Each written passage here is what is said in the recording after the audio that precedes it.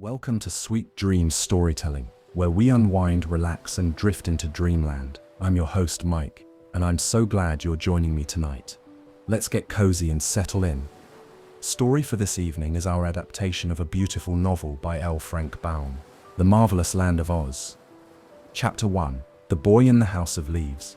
In a deep, whispering forest, where the trees reached so high they seemed to tickle the sky, there stood a crooked old cottage covered in moss and leaves. If you weren't looking for it, you might never find it.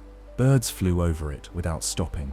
Deer wandered close, then thought better of it. Even the wind seemed to tiptoe past that strange little place. Inside the cottage lived a boy named Tip. Tip was not a very big boy, nor was he very small. He had wild brown hair that looked like it had never met a comb, and eyes the color of the forest after rain. Bright, curious, and full of questions. He had lived in that house for as long as he could remember, but he wasn't quite sure where he had come from or who his family might have been. All he knew was that he belonged to a witch named Mombi. Mombi was not a wicked witch. Not exactly, but she was not kind either. She was a muddler of potions, a whisperer of spells, and a hoarder of secrets. She didn't ride a broomstick or cackle, but she did mutter to her bottles and laugh at things no one else could see. Mombi had taken care of Tip in her own way, feeding him bitter stews and sending him to gather herbs in the woods. But she never smiled, never hugged, never called him anything but boy. Tip didn't mind the chores. He liked the woods, especially in the morning when the sun poured through the leaves in golden streaks. He liked the birds that sometimes followed him and the squirrels that chattered from the trees.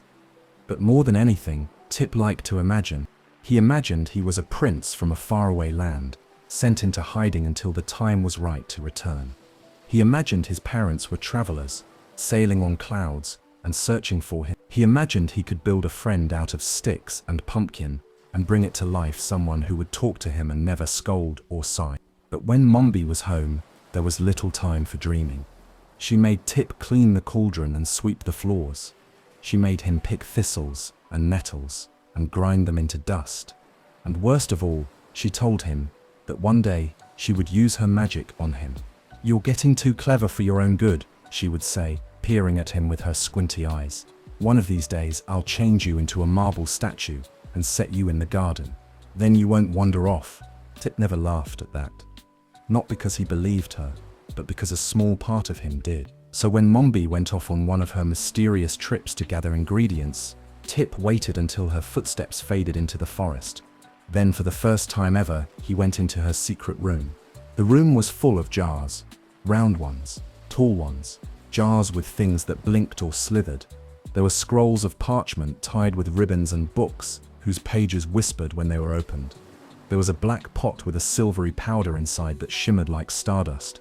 Tip didn't touch the powder just yet. Instead, he tiptoed around the room, marveling at the strange and wonderful things. He knew it was dangerous, but he also knew something else. If he wanted to escape the House of Leaves, he would need to be braver than ever before. As twilight painted the sky in sleepy purples and oranges, Tip stood by the cottage window, hugging himself against the evening chill. Somewhere far away, he was sure, a grand adventure waited. But for now, he was just a boy in a lonely little house, dreaming of a world beyond the trees. And though he didn't know it yet, that dream was about to come true. Chapter 2: Jack Pumpkinhead. The next morning in the forest cottage began like many others. Grey light trickled through the leafy roof. Birds sang somewhere in the distance, and Tip was already wide awake. He had slept poorly, twisting in his bed of straw and thin blankets, with thoughts fluttering in his head like moths. But this day felt different. Mombi was still away, and the woods outside seemed to hum with possibility. It was the kind of morning that makes even the shadows seem friendly. Tip took a deep breath and stepped outside, the cold dew soaking his bare feet. He wandered into the garden patch behind the house, where crooked rows of vegetables grew: carrots, beets, a few droopy lettuces, and pumpkins as round as moons. One of those pumpkins, big and orange and just the right amount of lopsided, caught Tip's eye. He tilted his head at it. "He'd make a fine head," he said aloud, though there was no one to hear him but the breeze. "Yes, I think you would," Tip had always imagined building a companion, someone silly and cheerful, someone who didn't mutter like Mombi or ask for endless chores. And today, he decided was the day. He fetched a small knife from the shed and carefully cut the pumpkin from its vine. He carved out a wide, crooked smile and 2 friendly eyes, round and curious like his own. He even gave it a nose, though it came out a bit sideways. When he was done, he held up the pumpkin and grinned. "You look like a Jack," he decided. Jack, pumpkin head. But a head needs a body. So Tip ran to the woods and found some sturdy sticks. He tied them together with twine and old bits of rope. He made arms, legs, and a spindly neck, then fastened the pumpkin carefully on top. Jack Pumpkinhead looked a little wobbly, but he stood. He leaned to one side like he was listening. Tip stepped back and admired his work. "I wish you were real," he said quietly. And that's when he remembered the powder. In Mombi's secret room, nestled in a dark pot, was a silvery dust that shimmered like moonlight and glowed even in the shadows. Tip didn't know exactly what it was, but he'd seen Mombi use it once to make a chair grow legs and walk away. It had looked silly, but also magical. Tip hesitated. Then he ran back into the cottage, heart thudding, and snuck into the secret room again. The pot of powder sat where he'd left it. He scooped out a small handful, careful not to spill a single grain, and tiptoed back outside. Jack Pumpkinhead stood under the cloudy morning sky, looking as cheerful as ever. Tip tossed the powder gently over Jack's head and whispered, "Come to life, please." For a moment, nothing, just the rustle of the trees. Then Jack shivered. Tip stepped back. Jack blinked. Or rather, the eyes carved into the pumpkin blinked somehow. His twiggy arms gave a little twitch. Then Jack Pumpkinhead looked down at himself, tilted his head from side to side, and said in a voice like leaves rustling in a hollow log, "Oh, good morning. I say, are these my legs?" Tip gasped, then laughed so hard he had to sit on the ground. "You're alive." "I think I am," Jack said, swaying slightly. "What a curious feeling." Tip ran to help steady him. "You were just a pumpkin," he said. "But now you're my friend." Jack looked around with his painted-on eyes. "I'm very pleased to meet me," he said politely. "And you, of course. Do I have a name?" "Yes," Tip said proudly. "You're Jack Pumpkinhead, and I made you." "Well then, thank you, dear creator," Jack said with a nod, wobbling a little as he tried to bow. "Though I must say I'm a bit drafty around the knees." Tip giggled. "That's because you don't have any clothes." Fashion is important," Jack agreed. Together they found an old coat in the cottage, patched and too large. Tip helped Jack put it on, which took some doing since Jack's limbs weren't very bendy. But once dressed, Jack looked quite dashing in a silly sort of way. As the sun rose higher, spilling golden light over the trees, Tip realized something important. For the first time in his life, he wasn't alone. Jack couldn't run or dance, and he had a habit of toppling over when he turned too fast. But he was cheerful and curious and wonderfully strange.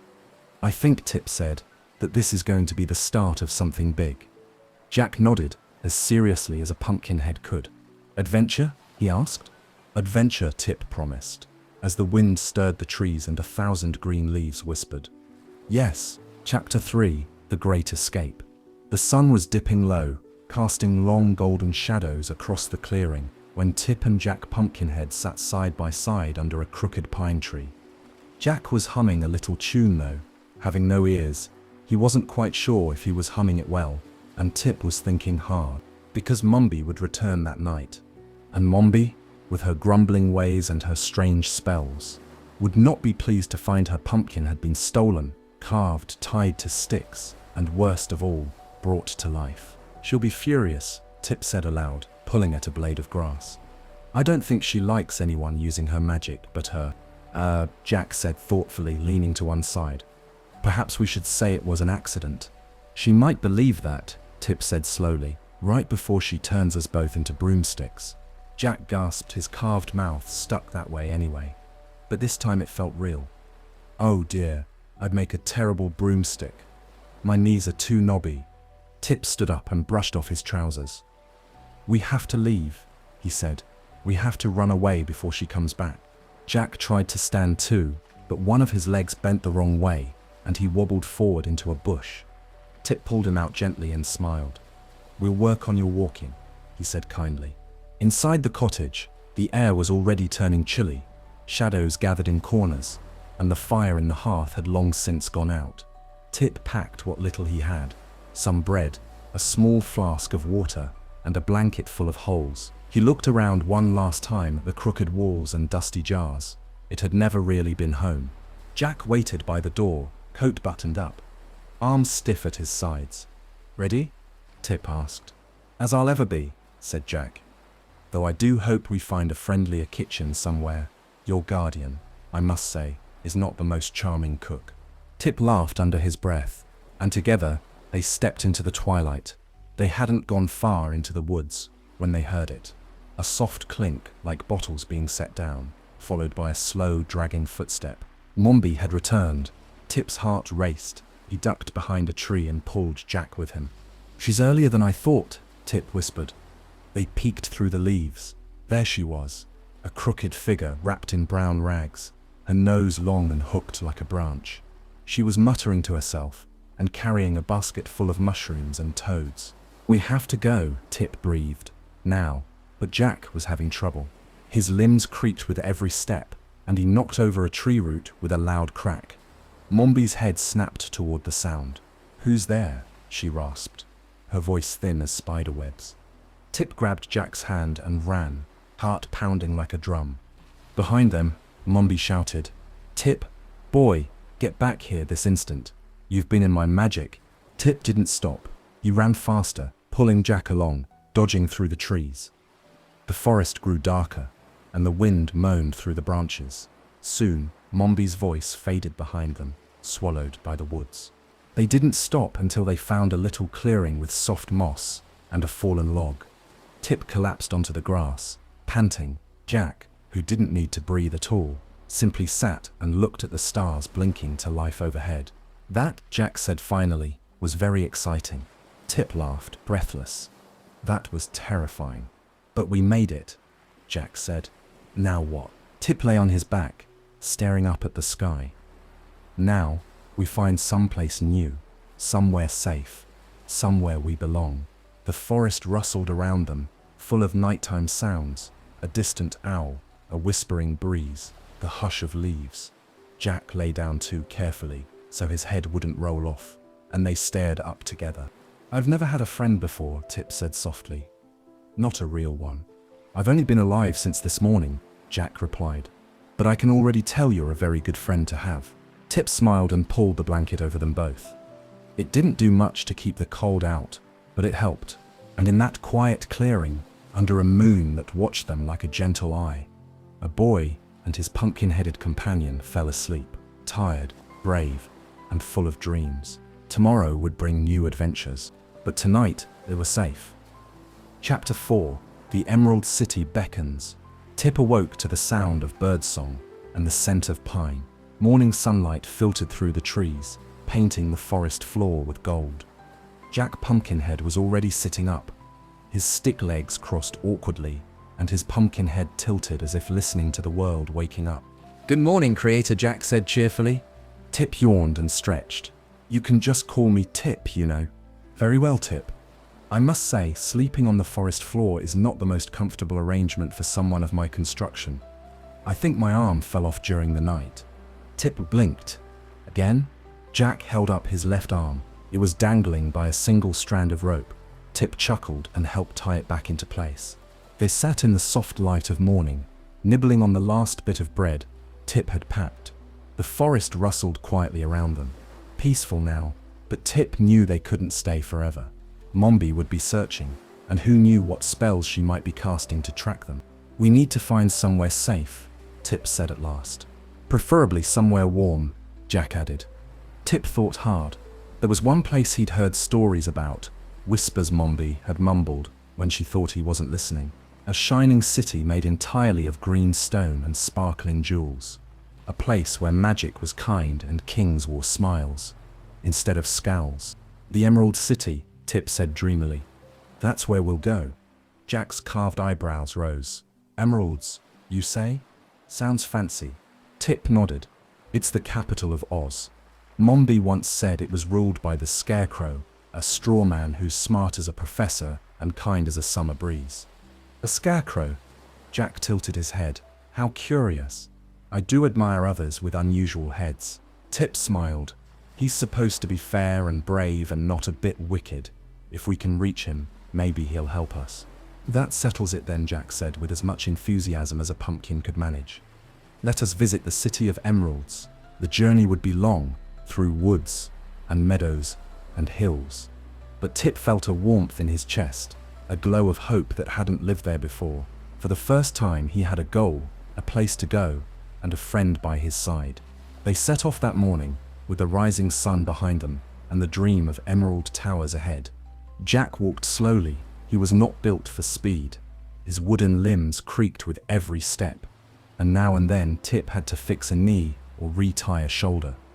But Jack never complained. He talked endlessly, asking questions about birds, trees, clouds, and why squirrels always seemed to be in such a hurry. Tip answered as best he could, glad for the company. As the forest thinned and the land opened into sunny fields, Tip began to see signs of the wider world. A crooked signpost pointed east to Winky Country, and another to the south read, Emerald City. 3 days' walk. 3 days? Do you think we'll make it? Tip asked, shading his eyes and staring down the dusty road. Jack nodded solemnly. Unless I trip over my own feet and fall to pieces. Let's try to avoid that, Tip said with a grin. That night, they camped beneath a tree that hummed gently in the breeze. Tip built a tiny fire from twigs, and Jack sat close by, careful not to lean too near the flames. Do you think the Scarecrow will like me? Jack asked suddenly. I think he'll love you, Tip replied. How could he not? Jack smiled. Or perhaps it was just his carved face, but Tip felt it all the same. As the stars blinked awake in the dark velvet sky, Tip wrapped himself in the thin blanket, and Jack sat with his hands in his lap, gazing up in wonder. Neither of them knew what awaited in the Emerald City, only that it sparkled in their imaginations like a dream waiting to come true. And sometimes, that's all you need to keep walking. Chapter 5: General Ginger's Army. Far from where Tip and Jack journeyed through quiet fields, something rather unusual was happening in another corner of the land of Oz. In a meadow filled with yellow wildflowers and buzzing bees, a group of girls stood in a neat row, each one wearing a bright blue skirt, a red sash, and tall, polished boots. They didn't look like soldiers at first. They looked more like students playing dress-up. But if you looked closely, you'd see something else. Confidence, determination, and in their leader's eyes, a plan. Her name was General Ginger, and she was not someone to underestimate. She stood at the front of her army, hands on her hips, her long auburn hair tied with green ribbon. Her eyes sparkled with mischief and purpose. In one hand, she held a wooden sword, painted gold. In the other, a clipboard with a long list of goals. All right, girls, she called, her voice crisp and clear. This is our time. We've waited long enough for the silly Scarecrow and his silly advisors to fix things in the Emerald City. Now it's time for someone with good ideas to take charge. The girls all cheered and waved their knitting needles in the air. Yes, knitting needles. You see, General Ginger's army was not armed with swords or spears or slings. They carried long, sharp knitting needles and pots of green paint. Why green paint? Because everything in the Emerald City had to be green, and they were already planning renovations. One girl raised her hand. General Ginger, what exactly are we going to do when we get there? Take over, of course. Ginger said proudly. We'll walk right up to the palace gates, knock politely, then take the throne. The Scarecrow may be kind, but he's made of straw. How much trouble can he be? Another girl giggled. And what if he doesn't want to give up the throne? Ginger smirked. Then we tickle him until he does. I've heard he's terribly sensitive around the hay. The girls giggled again, and Ginger rolled out a large hand-drawn map of the Emerald City. It showed the main gate, the royal gardens, and a big red star marked throne room. Very important. We march at dawn, she said firmly.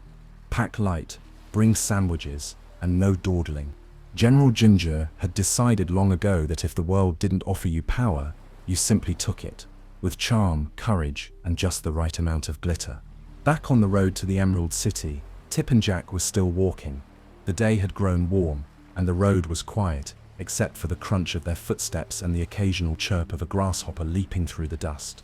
I wonder what the Emerald City will look like, Jack mused. Do you think the buildings really sparkle? Probably, Tip said. They say everything there is green, even the bread. Jack shuddered. Green bread. I hope it's not moldy. Tip laughed. I think it's just died that way. It's tradition. As the sun sank lower, they found a place to rest beneath a willow tree beside a babbling stream. Tip dipped his toes in the cool water and sighed. I hope the scarecrow will let us stay in the city, he said softly. I don't want to run forever. Jack nodded, his head squeaking slightly as it turned. I think he will. If he's as kind as you say, he'll understand. But neither of them knew what was coming. That very night, under the stars, General Ginger and her army of revolt began their march toward the Emerald City, clattering over bridges, marching down quiet lanes, and humming a marching tune that went, "We'll knit a brand new rule today, with yarn and cheer and green array." The scarecrow's nice, but times have changed. It's time the throne got rearranged. They were coming with banners and buttons, with clever plans and fearless hearts. And though no one in the Emerald City knew it yet, by this time tomorrow, the kingdom would be turned upside down. Chapter 6. The Friendly Scarecrow. The road to the Emerald City wound through soft hills and quiet meadows, where the grass swayed like the sea and butterflies floated lazily in the warm afternoon air. Tip and Jack Pumpkinhead walked side by side, pausing now and then, so Jack could rest his wooden knees and Tip could refill their flask at bubbling brooks. At last, just as the sky began to turn orange with the setting sun, they saw it, the glimmer of emeralds in the distance, sparkling like starlight even in daylight. The Emerald City, Tip breathed. Jack stood very still, shading his carved eyes with one stiff hand. It's even shinier than I imagined, he said. I hope they have pumpkin pie. Not that I eat, of course, but I'd like to look at it. As they got closer, the green towers came into view, tall and pointed, with golden flags fluttering high above the gates. The walls shimmered with tiny gems, and even the pebbles along the path seemed to glow green under their feet. A pair of guards stood at the entrance wearing green uniforms with feathered caps. One of them raised an eyebrow at Tip. "What's your business here, young man?" he asked politely, but firmly. "We've come to see the scarecrow," Tip said, trying to sound braver than he felt. "It's important." The guard studied him for a moment, then looked at Jack Pumpkinhead, who stood very straight and tried not to wobble. The second guard leaned in. "Well, it's been a quiet day, no harm in letting them in." And just like that, the great green gates swung open with a slow creak, and Tip and Jack stepped into the Emerald City. Inside was a wonderland of green. Green bricks paved the roads. Green flowers bloomed in hanging baskets. The fountains poured sparkling green water, and even the cats curled on windowsills wore little green bows. "Magnificent," Jack whispered. "Even the pigeons are green." "They're probably just died," Tip whispered back. They were led through winding streets and courtyards, until at last they reached the palace, a great green building with shining windows and doors shaped like leaves. Inside, everything sparkled. Soft carpets covered the marble floors, and chandeliers hung like frozen vines from the ceilings. A kindly servant, also dressed in green, bowed and said, "His Majesty will see you now." Tip's heart fluttered. He had never met a king before. They stepped into a grand hall, filled with light. And there, sitting on a cushioned throne of emerald velvet, was the scarecrow. He looked just as Tip had imagined, tall and floppy, with a face made of sackcloth and a painted smile that looked like it might shift at any moment. He wore a pointy hat, decorated with gold braid, and a blue jacket stuffed with straw. The scarecrow stood as they entered, brushing straw from his sleeve. "Visitors," he exclaimed with delight. "How positively refreshing." Tip bowed nervously. Jack, not knowing any better, bowed too hard and toppled forward, his pumpkin head rolling off and landing with a hollow thud near the scarecrow's feet. "Oh dear," the scarecrow cried, rushing forward. "It's all right," Jack called from the floor. It happens more often than you'd think. The Scarecrow chuckled and helped reattach the head with practiced hands. You remind me of someone I know, quite scattered, but very cheerful.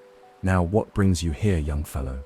Tip took a deep breath and explained everything, how he had lived with Mombi, how he had brought Jack to life with magic powder, how they had run away in search of a better life. The Scarecrow nodded, listening closely. I see, he said thoughtfully. That was very brave of you. I'm quite familiar with bravery myself, though I'm not sure if it's stored in my hat or my boots. Jack leaned closer. Do you ever forget things being full of straw? Oh, all the time, the Scarecrow said happily. But I write reminders on my hat ribbon. Look, remember lunch. Although I can't eat, still it's comforting. Tip and Jack laughed, and the Scarecrow joined in. There was something about him, despite his stitched smile and mismatched clothes, that made you feel safe, like a very odd but very wise friend. You may stay in the palace tonight, the Scarecrow said kindly.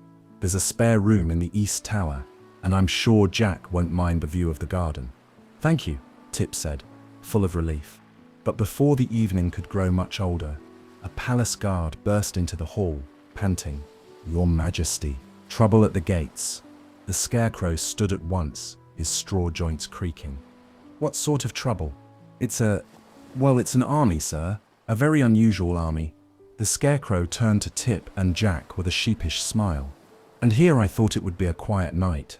Shall we have a look? Tip nodded, heart racing. Jack picked up his leg, which had come loose again.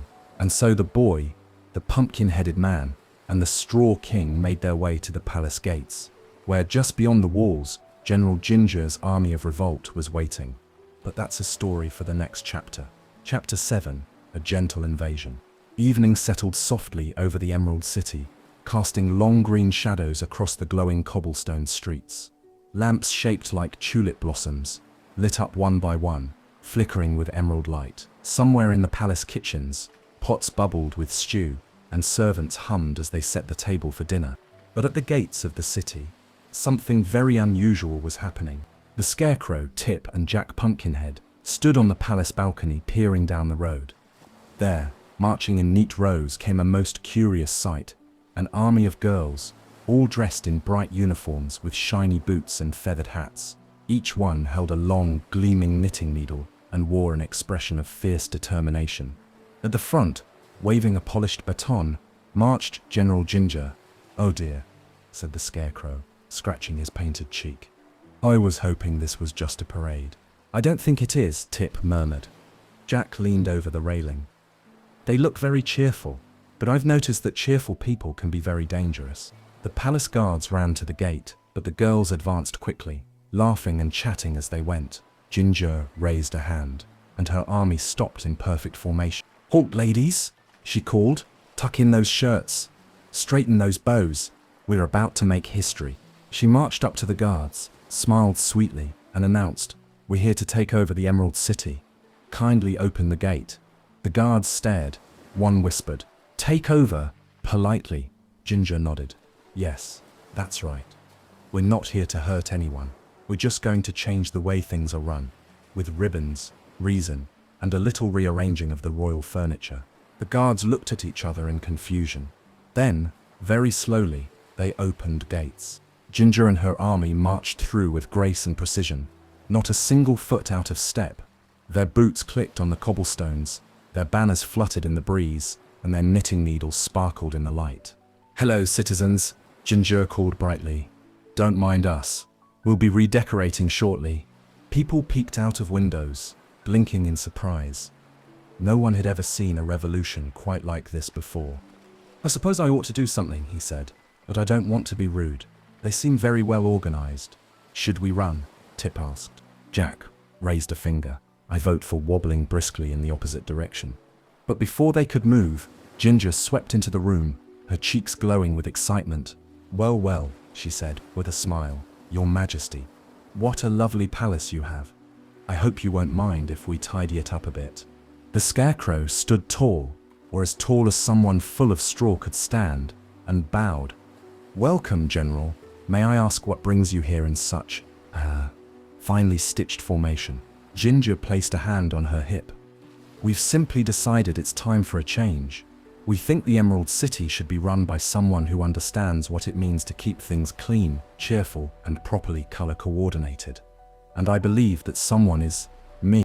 The Scarecrow blinked. "I see. And if I may ask, do I still get to keep my throne?" "Of course not," said Ginger, sweetly. "But I'm sure we can find you a very comfortable chair in the broom closet." Tip gasped. "That's not fair." "Oh, don't worry," said Ginger, smiling at him. "You may stay. In fact, you can help us polish the floor. You look like a quick learner." Jack stepped forward. "Excuse me, but I believe you may be underestimating my creator here. He's quite clever, and not especially good at floor polishing." The girls behind Ginger giggled. Ginger only smiled wider. The Scarecrow took off his hat and scratched his straw-filled head. "Well, I must say, this is all very civil. If I must be overthrown, at least it's by someone with good manners." "Thank you," Ginger said with a curtsy. "Now, if you don't mind, I'll be claiming the throne. Come along, girls." The Scarecrow, Tip, and Jack watched as Ginger marched up the emerald steps, fluffed the velvet cushions on the throne, and sat down with a satisfied sigh. "Well," said the Scarecrow, turning to his friends, "I believe we've just been gently invaded. What do we do now?" Tip whispered. The Scarecrow's stitched smile turned sly. Now we plan." He turned and led them through a side door into a quiet corridor, away from the throne room and into the shadows of the palace. Outside, the bells of the city rang quietly into the night. Emerald torches flickered along the walls. And inside, beneath those glittering towers, 3 very unlikely heroes began to plot how to reclaim a kingdom with courage, cleverness, and maybe even a little more magic. Chapter 8: The Wogglebug Joins In. They were hiding. General Ginger and her army of girls had taken over the throne room, and while no one had been thrown into a dungeon or turned into a toad yet, it was clear the new queen had no interest in sharing power, especially with a Scarecrow, a boy, and a talking pumpkin. "We need help," the Scarecrow said at last, dusting straw from his lap. "Preferably the clever kind." Jack nodded. "Is there such a thing as clever help?" "Absolutely," the Scarecrow replied.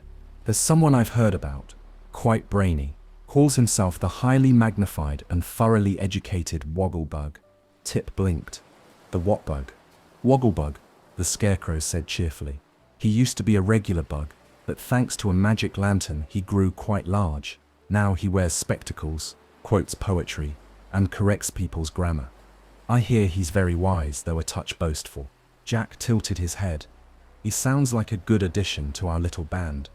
And so, quietly and carefully, the trio slipped out of the palace through a hidden garden gate, where ivy climbed the walls like lazy green snakes, and frogs croaked peacefully in marble fountains.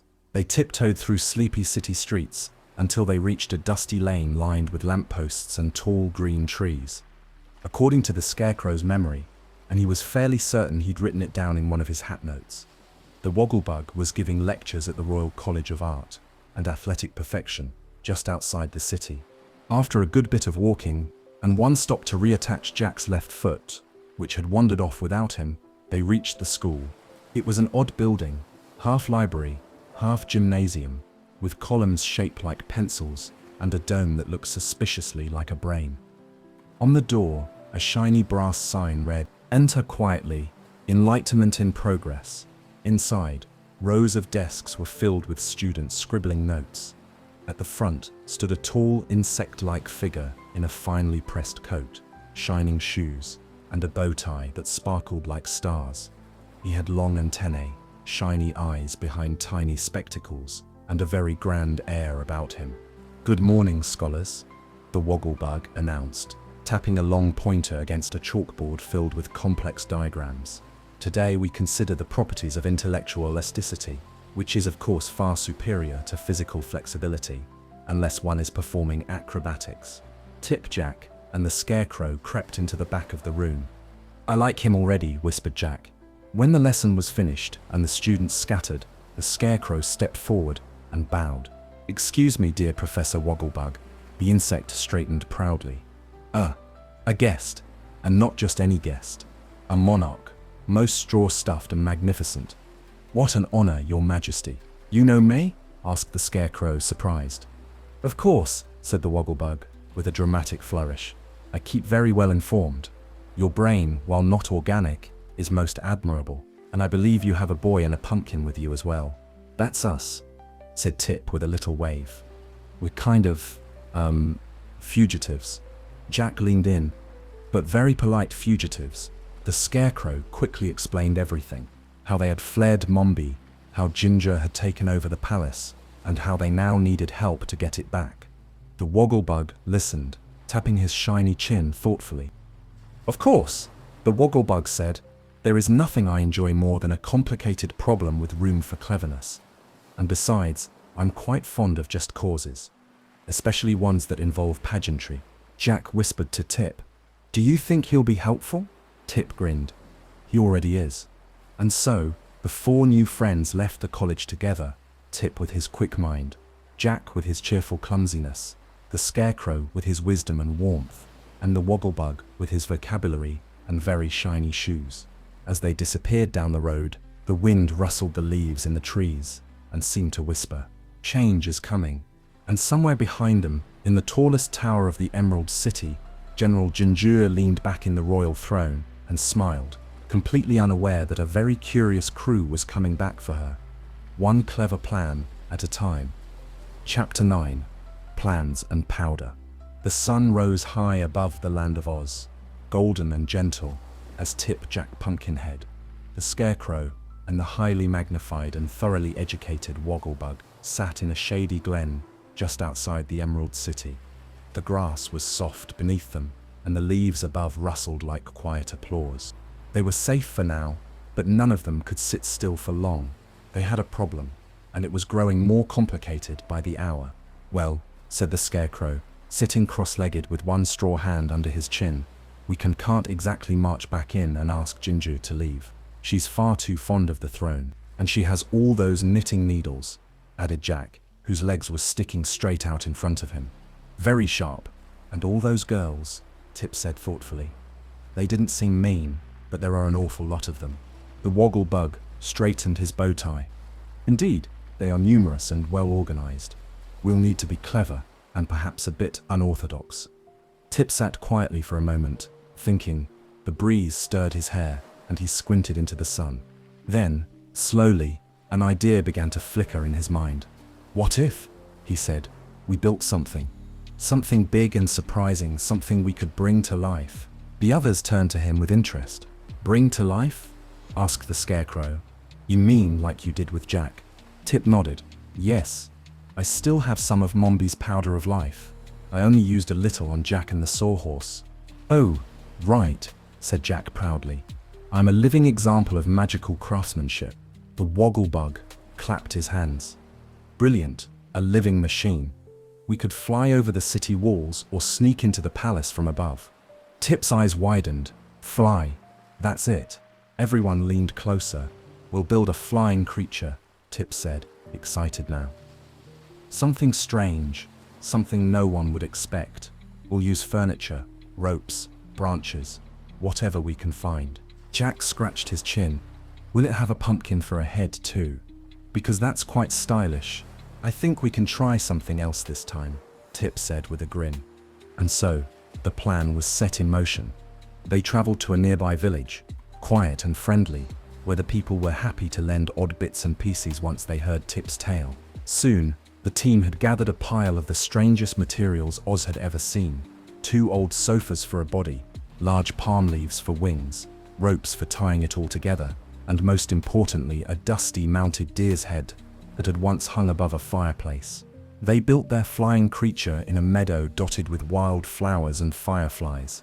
It took all afternoon and many adjustments to get it right. Jack offered advice on posture. A good head tilt is very important.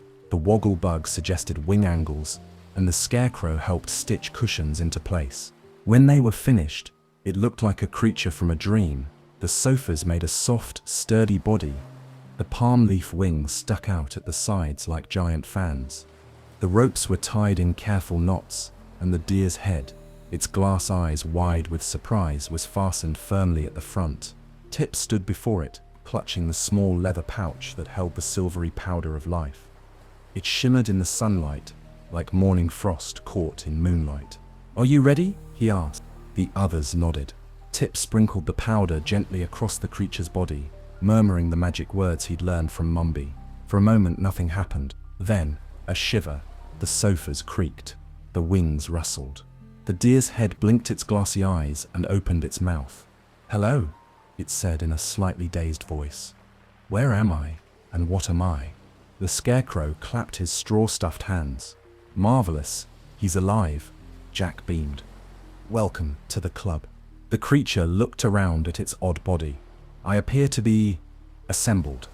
"You're a gump," Tip decided. "That's what the animal used to be, a gump, and now you're our flying friend." "Well," said the gump, flexing his leafy wings, "I suppose I'm glad to be useful, though I must say I don't remember having cushions before." "You're going to help us reclaim the Emerald City," Tip said gently. "It may be dangerous, but we'll all be together." The gump blinked again. "Well, I suppose I've just been born. I may as well start with an adventure." That night, under a sky filled with stars, the friends sat around a small fire, their strange flying creature resting nearby like a slumbering beast of patchwork dreams. They shared stories and laughter, and Tip couldn't help but feel a strange glowing hope inside his chest. Tomorrow, they would fly. And somewhere beyond the hills, in the palace of emeralds and soft green carpets, General Ginger prepared for another day of ruling, completely unaware that a flying sofa with a deer's head and palm leaf wings was about to descend upon her carefully planned world. Chapter 10. The Wonderful Gump. Morning in the land of Oz arrived quietly, with pink and gold clouds drifting lazily across the sky. The birds were already awake, chirping cheerful songs in the tall grass and trees, as Tip carefully tied the last rope to the odd, marvelous flying machine they had built. Beside him stood Jack Pumpkinhead, holding a coil of twine in one hand and looking very serious. The gump, the flying creature made of sofas, palm leaves, and a mounted deer's head, stretched his leafy wings and gave a long sigh. "Well," he said, blinking his glass eyes, "I suppose I've had stranger mornings, though I can't think of one." The scarecrow climbed up onto the front sofa cushion. "I believe this will do splendidly. Roomy seating, lovely upholstery, remarkably little hay." The wogglebug, wearing a scarf and a monocle he had insisted would help with aerial observation, checked the balance of the wings. Light enough to fly. Unconventional, but conceptually brilliant. A triumph of improvisation. Tip stood back and looked at their creation. "Are you sure this will work?" "No," said the gump, "but I'm already alive, so that seems to be today's theme." Everyone climbed aboard. Tip sat near the front to guide the gump. Jack took the middle, his arms stiff and his knees bent. The wogglebug stood with one foot balanced on the armrest, peering into the wind like a captain at sea, and the scarecrow settled in the back, humming a tune that may or may not have been invented on the spot.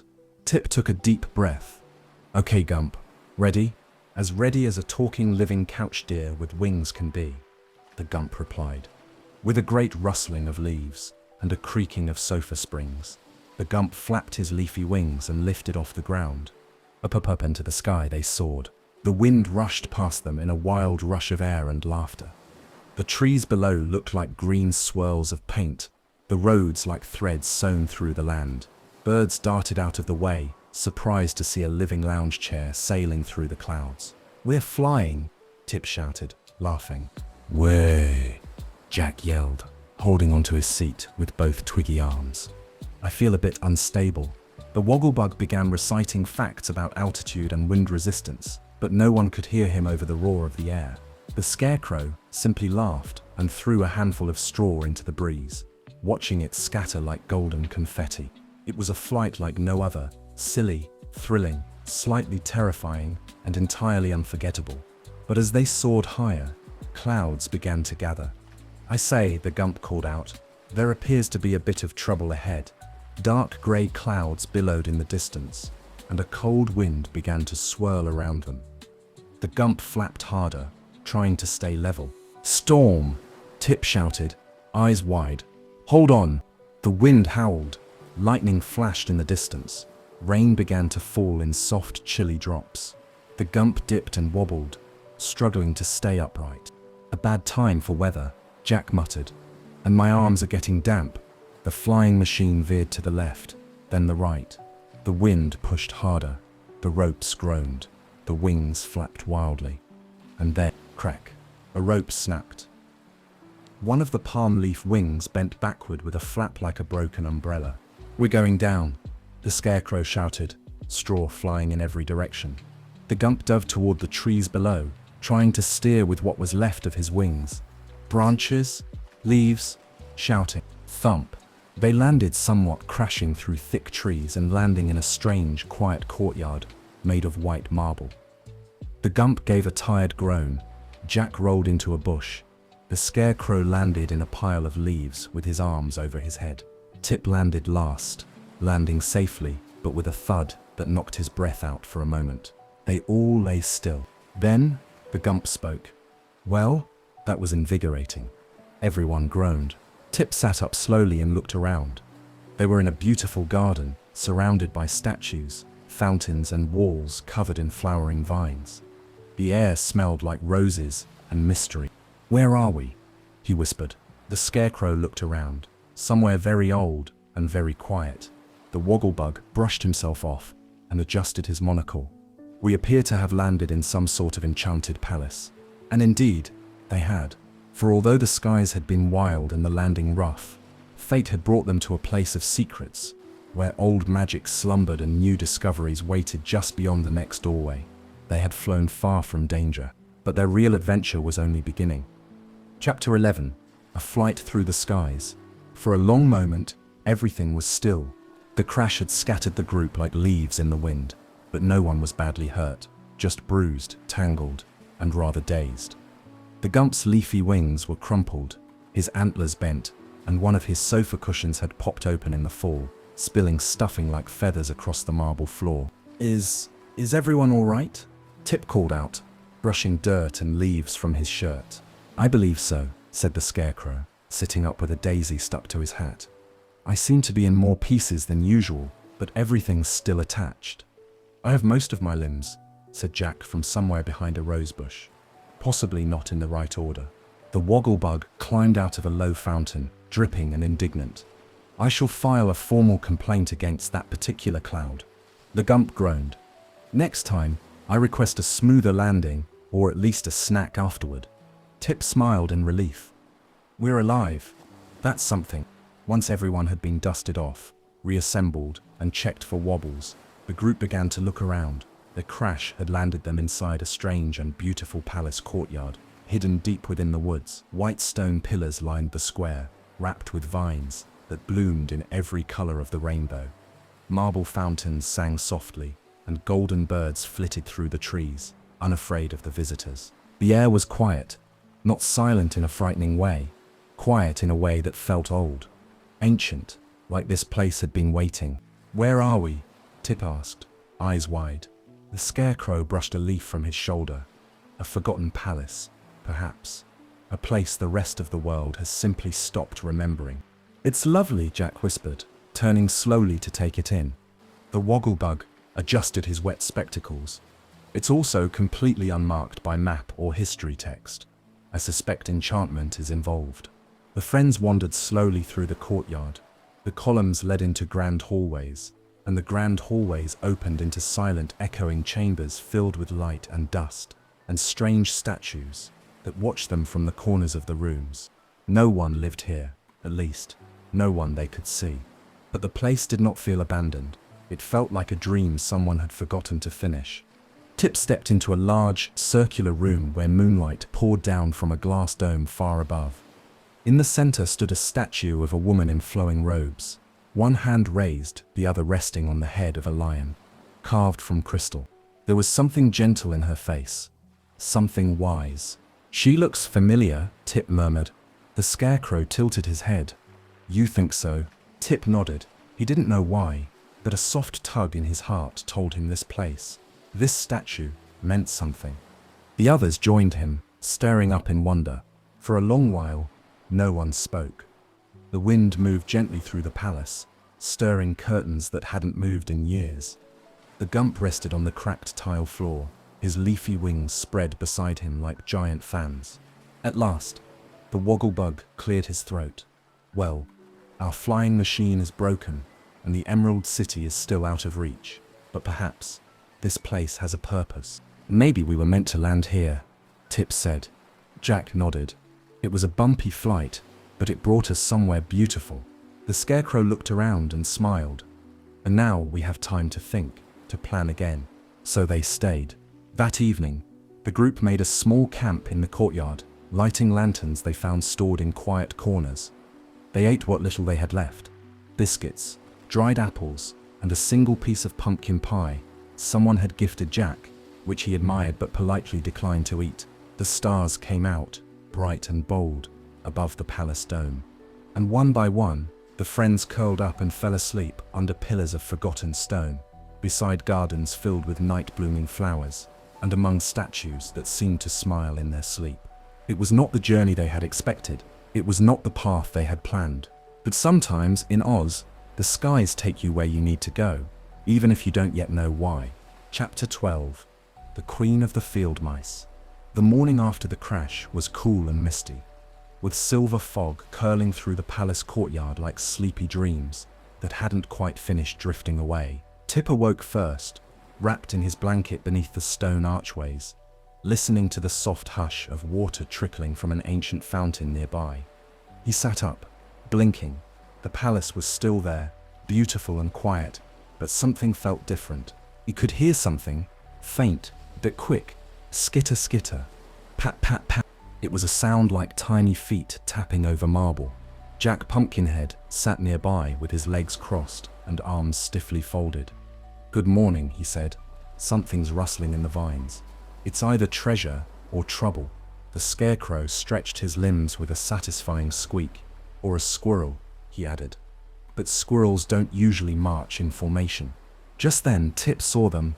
Mice. Dozens of them. Small, sleek, bright-eyed mice, pouring out of holes in the garden walls and gathering in a neat little semicircle around the statue in the center of the courtyard. They wore tiny cloaks and sashes. Some carried acorns like tiny shields, and a few even had helmets made from thimbles. And in the very front of the group stood the tiniest mouse of all, with silver-gray fur, twinkling eyes, and a crown made from a polished button. The Wogglebug, who had just emerged from a nearby arch carrying a notebook and 2 pebbles he declared historically significant, froze in his tracks. "Well," he said, bowing low, "either I've gone entirely mad, or we are being visited by royalty." "You are not mad," said the tiny mouse, in a high, clear voice. "You are being addressed by Her Tiny Majesty, Queen of the Field Mice, and this is our palace." Tip blinked. "This belongs to you." The Queen gave a graceful nod. Long ago, it was a summer palace for the great fairy queens, but when they passed into legend, the mice kept watch over it, quietly, carefully, waiting for visitors who might be worthy. The Scarecrow removed his hat respectfully. "Your Majesty," he said, "I assure you, we mean no harm. Our flying sofa brought us here quite by accident." "An excellent landing," the Queen said, with only the slightest smirk. For a sofa, Jack stood up and bowed awkwardly. "We are on a mission," he added. "We need to save the Emerald City. It has been taken over by a very polite and rather determined general." The Queen twitched her whiskers. "Yes, we've heard of this General Ginger. She and her army have scared off many birds and upset the weather mice. We need help," Tip said, "and a way to fix the Gump so we can fly again." The Queen tilted her head, considering. Then she raised a paw. "Very well," she said. "You have shown respect. You are kind, strange, and clearly in need of guidance. The field mice shall assist you." A cheer rose from the tiny mouse army. It was the smallest cheer in Oz, but no less grand. The Queen gave a series of squeaks and squeals, and her subjects sprang into action. Some rushed to mend the Gump's wings with strands of spider silk and blades of strong grass. Others brought berries and toasted seeds for breakfast. A team of engineering mice even crafted tiny tools from thorns and snail shells, which they used to tighten loose sofa legs and refasten Jack's wobbly elbows. Tip watched it all in amazement. "They're so organized," he whispered. "And stylish," Jack said, admiring a mouse with a cloak made from a violet petal. By afternoon, the Gump was standing again, patched, fluffed, and looking far more confident than before. The Gump said, stretching his wings. I feel remarkably well for someone held together by leaves and wishes. The queen of the field mice stood proudly on a polished stone and addressed the group. You are ready now. Fly to the Emerald City. But beware, General Ginger is clever. You must be cleverer still. We will be, Tip promised. Thank you, all of you. The queen nodded. When the time comes, should you need us again, simply whistle 3 times into the wind. With that, she and her army disappeared back into the walls and vines, like a dream slipping into morning. Tip and his friends climbed once again onto the Gump's back. The air smelled of roses and sunshine, and a quiet courage filled their hearts. As the Gump flapped his wings and lifted them into the sky, the palace grew small beneath them, a jewel hidden among the trees. Do you think we'll make it this time? Tip asked as they rose above the clouds. The Scarecrow smiled. We've got hope, brains, magic, and now the loyalty of an entire kingdom of mice. I'd say we're in pretty good shape. And with that, they soared onward toward Emerald Towers, unknown challenges, and the final chapters of their marvelous journey. Chapter 13, Into the Palace of Glinda. The Gump soared through the sky like a flying dream, patched together, held aloft by magic, and filled with the hopes of 4 very unusual travelers. Below them, the land of Oz unfolded like a patchwork quilt, emerald forests, golden fields, and rivers that shimmered like silver thread. Tip sat near the front, his hand resting on the Gump's head. The deer's eyes blinked slowly as the wind rushed past. So, we're gonna Glinda? Tip asked, loud enough to be heard over the breeze. Yes, said the Scarecrow from behind him. If anyone in Oz can help us now, it's her, Glinda the Good. Jack said softly. I've heard she wears gowns made of starlight and can make flowers bloom with her footsteps. The Wogglebug nodded. She is not only wise and powerful, but exceptionally well educated. I approve wholeheartedly. Tip looked down at the land below, nervous and hopeful. Glinda was a sorceress, kind and fair, but still full of powerful magic. Would she help them? Would she even believe their story? It was nearly sunset when they spotted it. A palace of red and gold, nestled between soft hills and glowing lakes. Unlike the green sparkle of the Emerald City, Glinda's palace shimmered like a sunrise, warm and graceful, with domes shaped like seashells and towers that twisted like tulips reaching for the sky. As they descended, the gates opened without a word. It was as if the palace already knew they were coming. The Gump landed softly on a velvet lawn surrounded by blooming roses and lantern-lit walkways. Tip climbed down first, his heart fluttering like a moth in a jar. A gentle voice greeted them. Welcome, travelers. They turned to see her. Glinda the Good stood beneath an arch of flowering vines. She wore a gown the color of dawn, and her long red hair shimmered like silk. Around her floated tiny golden lights, like stars that had decided to stay close to Earth. Her eyes were kind, and when she smiled, it felt like a hug made of sunlight. Tip tried to speak but found that all his words had gone missing. Glinda stepped forward and placed a soft hand on his shoulder. You've come far, she said, and you've brought something very old with you. Something hidden. Tip blinked. What do you mean? Glinda turned to the Scarecrow, Jack, and the Wogglebug, nodding with affection. You've all been very brave, she said, but there is a truth that must now come forward. Tip, it begins with you. Tip frowned. But, and just me. Glinda knelt down to his level. Long ago, a baby girl was left in the care of a witch, a powerful little girl with a future tied to all of Oz. The witch, Mombi, was afraid, so she changed her with magic and hid her inside a spell. Tip's heart thudded. Are you saying? You are that child, Glinda said softly. You are not just Tip, you are Princess Ozma, rightful heir to the throne of Oz. Silence followed, soft and heavy. Tip stepped back, eyes wide. No, that can't be. I'm just a boy. I've always been a boy. Because of Mombi's spell, Glinda said. But your spirit, your heart, your courage, it has always been Ozma's. You were meant to return. Jack stepped forward, quietly. But if Tip becomes Ozma, will he still be our friend? The Scarecrow placed a hand on Tip's shoulder. Tip will always be Tip. inside, even if he becomes who he was born to be. Tip looked at the ground. So much had happened so fast. Adventures, magic, friendships, flight, and now this. I don't know if I'm ready, he whispered. Glinda smiled gently. It's all right to be afraid, but inside you is someone wonderful. Someone who will bring peace to Oz, not through power, but through kindness. The Wogglebug sniffled behind his monocle. A very well-spoken prophecy, if I may say so. Tip looked up at Glinda. The stars were beginning to come out, and the wind whispered through the garden. He took a deep breath. Then, if it's true, if I really am Ozma, I think it's time to find out who I was always meant to be. Glinda nodded. Then come. Tomorrow, at sunrise, the spell will be undone. And as the moon rose above Glinda's palace, and the lanterns swayed gently in the night breeze, Tip sat with his friends one last time, quiet, thoughtful, and filled with wonder about the morning to come. For tomorrow, everything would change. Chapter 14. The Secret of Princess Ozma. The sky above Glinda's palace began to blush with the soft colors of morning, rose and peach, gold and lilac. Dew clung to the garden leaves like little stars fallen from the sky, and the flowers were just beginning to open their sleepy petals.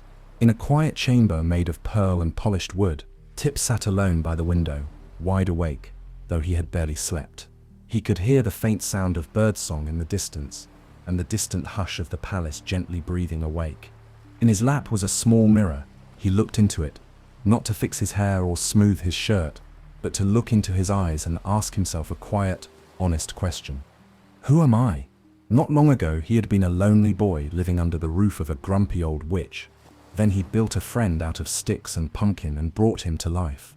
He'd ridden on a flying sofa, outwitted an army of girls, met kings and professors, and now he was being told he had once been a princess.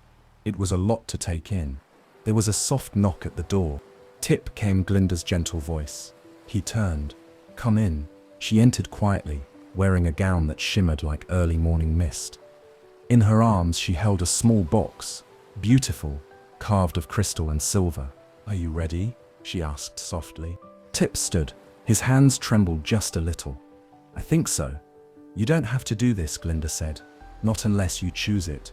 Your heart is yours to guide. Tip looked out the window again, at the pink sky, the waking gardens, and the world he had journeyed across. I was scared, he said. I still am. But I think part of me has always known. I just didn't have a name for it. Glinda smiled. She led him down a hallway, bathed in golden light, where the others were waiting. Jack Pumpkinhead, standing tall and nervous. The Scarecrow, who looked both proud and wistful, and the Wogglebug, who dabbed his eyes with a silk handkerchief. You're just in time, Jack said. I was beginning to pace, or at least wobble in place. Tip smiled at his friend. In the center of the hall stood a tall mirror, framed in rose gold. In front of it, Glinda placed the crystal box and opened it slowly. Inside was a glowing charm, shaped like a tiny crown, a circle of light, hovering over a sapphire blue gem. This is the undoing charm, Glinda said. Mombi's spell was strong, but it can be unraveled with truth, courage, and choice. Tip stepped forward. The charm began to glow brighter. The hall filled with a hush, so soft it felt like time itself was holding its breath. Tip took a deep breath and said clearly, My name is Ozma. A breeze swirled gently through the chamber, and the mirror rippled like water. The charm shimmered, rising into the air. Soft strands of magic, like threads of light, spun gently around Tip, lifting, wrapping, transforming. It didn't hurt. It didn't feel like disappearing. It felt like becoming.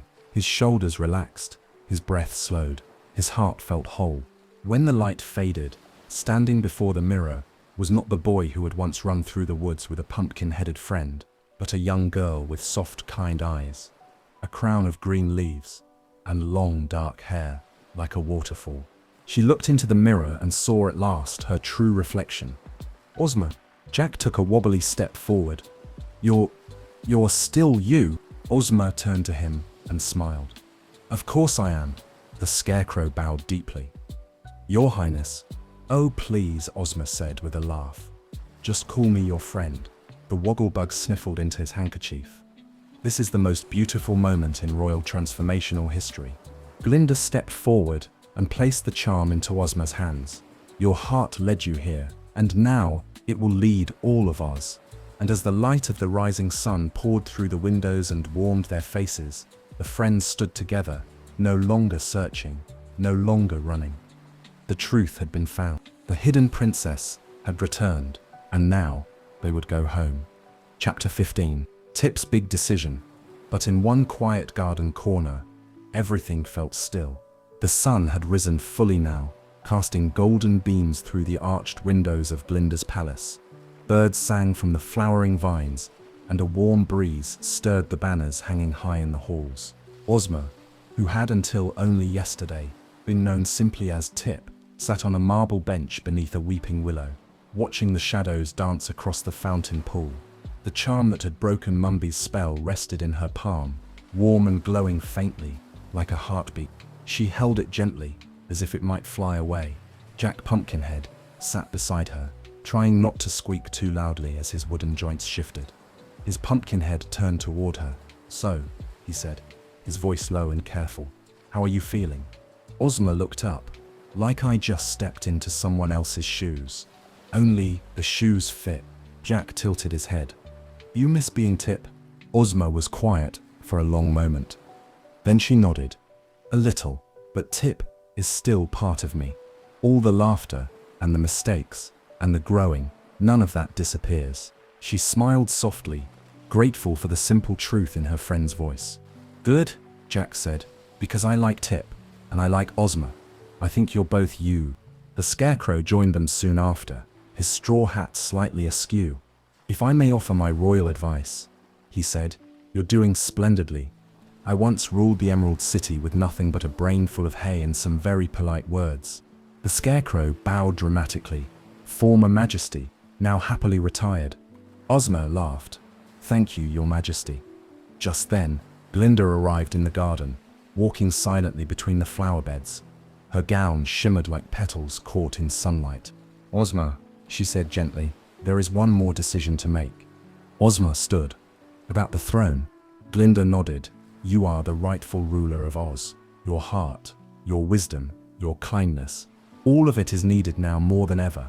The Emerald City has been taken. Your people are waiting, but you must choose to return." Ozma's eyes widened. "Choose?" Glinda stepped closer. "You've lived as Tip your whole life. You never asked for this. If you wish, I can hide the truth.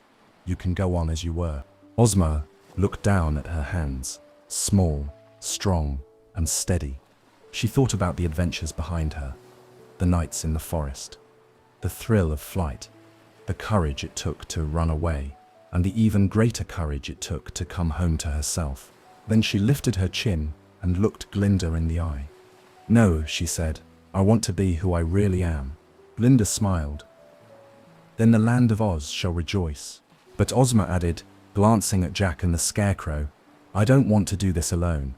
"You won't," said Jack, standing proudly. "We're with you, all the way to the Emerald City and beyond." Ozma laughed, and her heart felt light. The Wogglebug hurried over, adjusting his collar. "I am already working on your coronation speech." She looked toward the horizon, where distant green towers shimmered faintly in the morning haze. "I left that city as a runaway boy," she said. "I'll return as Ozma, not to rule with power, but to bring peace." The wind rustled the leaves gently, as if in approval, and so, with her friends beside her, and her heart open wide, Ozma stepped forward, not as Tip pretending to be brave, but as a princess who had found her own strength. Tomorrow, they would fly once more, but today, they stood together in the morning light. The girl who had been hidden had chosen to be seen. Chapter 16. Ozma returns. The sky above Oz was a brilliant blue, the kind that made every tree greener, every flower brighter, and every breeze feel like a song. The clouds drifted like soft ships, and far below them, the Emerald City glittered, beautiful as ever, but not quite at peace. Inside its green walls, General Ginger was feeling rather triumphant. She sat on the royal throne, legs crossed neatly, brushing imaginary dust from her perfectly polished boots. Around her, Her army of revolt moved about the palace in an orderly sort of chaos, dusting the chandeliers, adjusting the curtains, and debating whether to repaint the throne room in lavender instead of emerald. It was, in Ginger's opinion, the most stylish reign in Oz history. "I do wish someone would bring me tea," she muttered, snapping her fingers. But no one brought tea. Outside the city, in the sky just beyond the clouds, something extraordinary was flying closer. The Gump, patched, polished, and proud, glided smoothly on the wind. His wings, rebuilt with care and mouse-woven fibers, whispered softly through the air. The sofa body creaked a little, but the flight was steady. Ozma sat near the front, her long hair fluttering in the breeze, a golden circlet resting lightly on her brow. Her eyes were bright and calm, like the first morning light. Beside her sat Jack Pumpkinhead, legs swinging cheerfully, his smile as wide as ever. The Scarecrow held onto the armrest behind them, one hand shading his eyes as he watched the city grow closer. The Wogglebug clutched a scroll titled Official Declarations and Spectacular Entrances. "I must say," Jack whispered, "you look very regal." Ozma smiled. "Thank you, but I still feel like me." As they neared the Emerald City, the gates below opened slowly, not because they were invited, but because the guards were too surprised to stop staring. The Scarecrow nodded. "That's the best kind of ruler, one who remembers." "Is that the Scarecrow?" "No. Wait. Look at her. Could that be a flying sofa again?" one murmured. Ozma and her friends touched down in the city square with barely a sound. The crowd began to gather. Faces peeked from windows. People came out of shops and homes. Whispers turned to words, words to cheers. "Is it Princess Ozma?" "It is. Ozma has returned." The people of Oz had not forgotten her. Some had only heard stories, others had seen glimpses in dreams, but now, standing in front of them, was the lost princess, real and radiant. "I am Ozma," she said, "and I have come home." Ozma stepped forward, not to give commands, but to greet her people with kindness. In the palace, Ginger stood up with a scowl. "What is this nonsense?" She hurried to the balcony just as Ozma approached the front gates. "You can't just walk in here," Ginger called down. "This is my city now." Ozma raised her head. "It never needed to be only one person's. Oz is for everyone, and it is strongest when we care for each other, not when we rule from a chair." Ginger paused. The crowd had gone silent. "Watch. I didn't mean any harm," she said, a little more softly. "I only wanted to show we could lead too." "You can," Ozma said kindly, "but not through taking what isn't yours, through working together. If you want to help Oz, then help me make it better." For a long moment, the two girls, so different, yet so alike, looked at one another. Then Ginger stepped down from the throne. That evening, as the green towers of the city glowed in the light of 1,000 lanterns, the people gathered in the palace square for a celebration. Musicians played, children danced, and Ozma walked among them, not as a distant ruler, but as one of their own. The Scarecrow told stories and lost a button to a curious baby.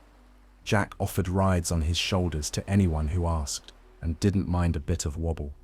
The Wogglebug gave speeches until he lost his voice and had to mime the rest. And the crowd cheered, not just for Ozma's return, but for her choice, not to fight, not to punish, but to offer peace and friendship. And Ozma, who had once been just Tip, stood quietly beneath a flowering tree and looked up at the stars. And the stars seemed to whisper back, "Yes, you've found your way." Chapter 17. Peace in the Emerald City. Morning came softly to the Emerald City. The streets, once filled with uncertainty, now shimmered with laughter and life. The golden sun rose behind the green towers, casting a light that felt warmer than usual, like the city itself was sighing in relief, after a long restless dream. Inside the palace, the halls were no longer echoing with hurried footsteps or tense debates. Instead, they rang with the pleasant sounds of conversation, the scent of breakfast pastries, and the rustling of silk and straw. At the heart of it all stood Ozma. She wore no heavy crown, only a circlet of woven vines and flowers, simple and lovely. She had asked that the throne be moved from the grand cold throne room to the garden pavilion, where birds sang and butterflies hovered near the roses. "I think better when I can see the sky," she said. And so that became the new center of the Emerald City, not a room of stone and command, but a place of sunlight, shade, and growing things. General Ginger sat on a bench nearby, sipping tea. She wore a softer expression now, though her boots were still perfectly shined. "I never thought ruling would be so complicated," she said. "People don't always agree, and there are so many complaints about the plumbing." Ozma smiled gently. "That's what makes it meaningful. It's not about being in charge. It's about listening, helping, letting others grow." Ginger nodded slowly. "I think I'd rather help from beside the throne, not on it." "Then that's where you'll be," Ozma said. "There's room for everyone here." Elsewhere in the garden, Jack Pumpkinhead was teaching children how to balance apples on their heads without toppling over. "Stand tall, lean slightly left, and pretend you've forgotten what gravity is," he declared cheerfully.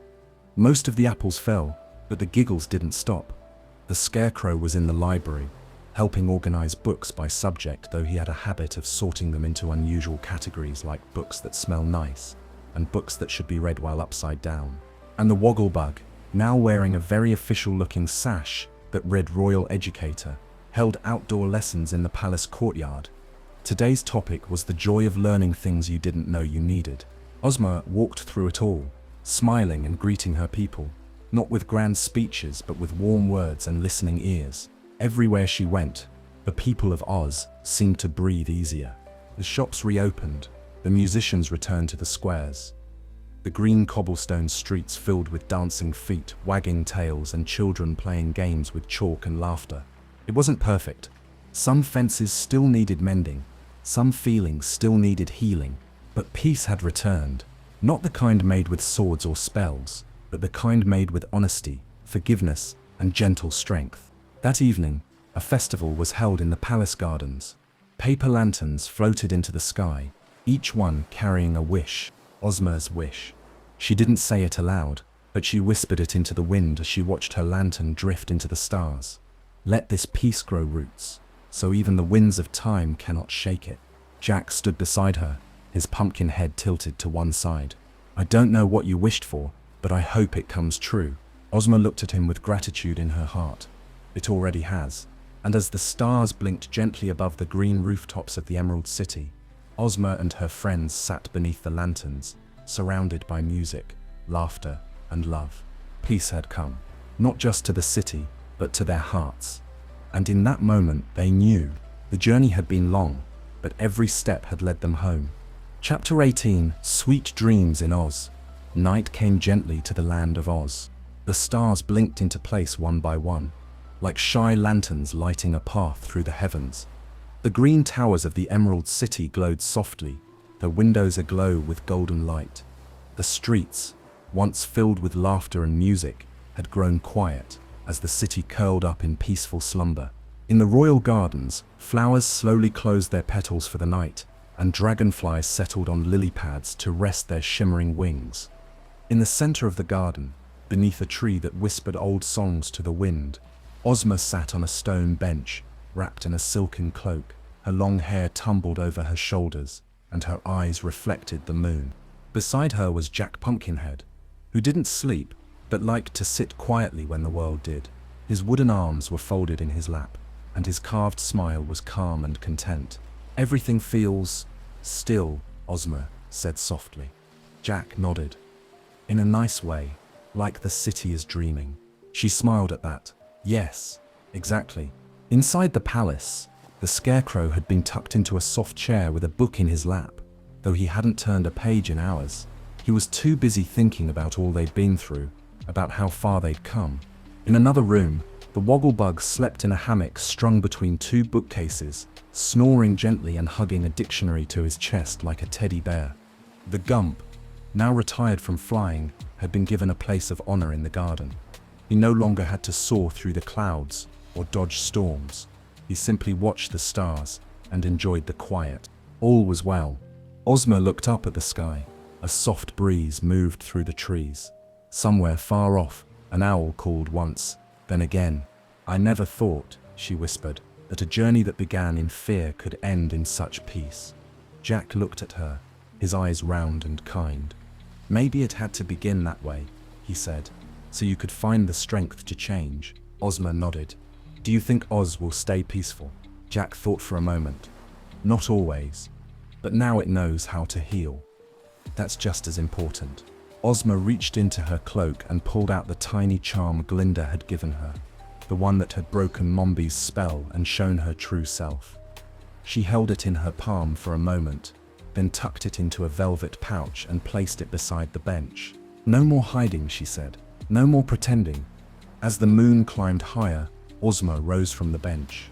She looked around at the city she now called home, at the kingdom she would guide with patience and grace, at the friends who had become her family. I think it's time for sleep, she said softly. Jack nodded. Sweet dreams, princess. Sweet dreams, Jack. And so, the lights in the palace dimmed. The garden grew still.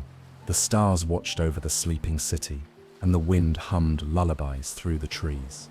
And somewhere in the land of Oz, a little magic stirred in its sleep, ready to wake again when a new adventure was needed.